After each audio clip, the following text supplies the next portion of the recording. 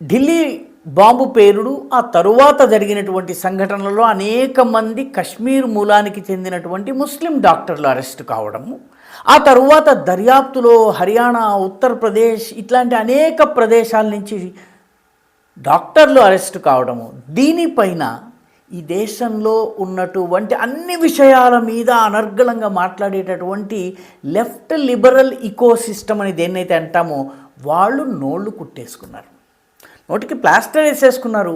ఒక్క మాట మాట్లాడలేదు, ఒక్క కామెంట్ రాలేదు.